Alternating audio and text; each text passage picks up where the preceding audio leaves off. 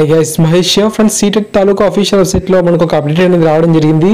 BEd వారికి paper 1కి అవకాశం కల్పిస్తున్నట్లు ఇక్కడ అప్డేట్ అనేది ఇచ్చారు. ఇక్కడ మీ స్క్రీన్ మీద కనిపిస్తుంది కదా, సో దాన్ని టచ్ చేసినట్లయితే మనకు ఒక పీడిఎఫ్ అనేది డౌన్లోడ్ అవుతుంది.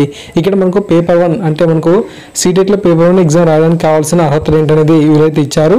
ఇక్కడ ఎలిజిబిలిటీ మనకు ఇక్కడ చూడొచ్చు. సీటెట్కి సంబంధించి క్వాలిఫికేషన్స్ అనేవి మనకు ఏవి ఉండాలంటే మనకు 50% ఏది మనకు సీనియర్ సెకండరీ కంప్లీట్ చేసి ఉండి మనకు డిఎడ్ కోర్స్ అనేది చేసి ఉండాలి. తర్వాత లేదంటే మనకు 45% స్కోర్తో ఇంటర్మీడియట్ కంప్లీట్ చేసి ఉండి డిఎడ్ కోర్స్ అనేది చేసి ఉండాలి.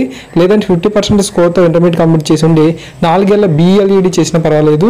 లేదంటే 50% స్కోర్తో ఇంటర్మీడియట్ కంప్లీట్ చేసి స్పెషల్ ఎడ్యుకేషన్ చేసినా పర్వాలేదు. ఫైనల్గా మనకు 50% మార్కులతో గ్రాడ్యుయేషన్ అంటే డిగ్రీని కంప్లీట్ చేసి ఉండి బిఈడి చేసిన మనకు యొక్క సీటెట్లో పేపర్ 1కి ఎగ్జామ్ రాయడానికి వీళ్ళైతే అవకాశం కల్పిస్తున్నట్లుగా ఇన్ఫర్మేషన్ అయితే ఇచ్చారు.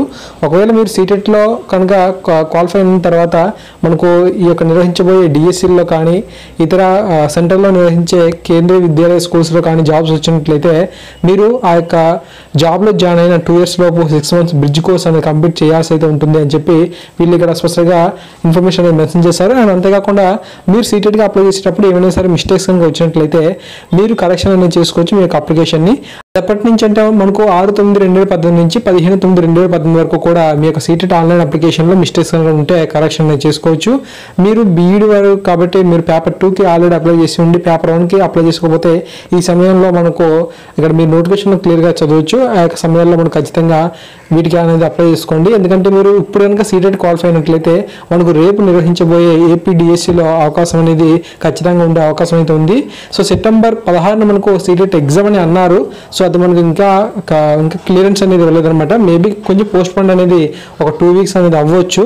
సో తప్పకుండా వీటికి అప్లై చేయండి. మనకు ఇంకా డిఎస్సీ నోటిఫికేషన్ అనేది రిలీజ్ అవ్వలేదు కాబట్టి ఈ యొక్క డిఎస్సీ నోటిఫికేషన్ కంటే మనకు వీళ్ళు గవర్నమెంట్ కనుక సీటెట్లో కనుక ఎవరైతే క్వాలిఫై అయ్యారో వారికి ఈ యొక్క డిఎస్సీలో అవకాశం ఇస్తున్నాం అంటే ఖచ్చితంగా ఇది మనకు ఎంతో ఉపయోగకరంగా ఉంటుంది. సో తప్పకుండా కేంద్రీయ విద్యాలయ స్కూల్స్లో కూడా చాలా మనకు సెంట్రల్ గవర్నమెంట్ జాబ్స్ అనేవి ఈ యొక్క బీఈడి డిఈడి వరకు వస్తున్నాయి కాబట్టి తప్పకుండా ఇది మనకు రాయండి.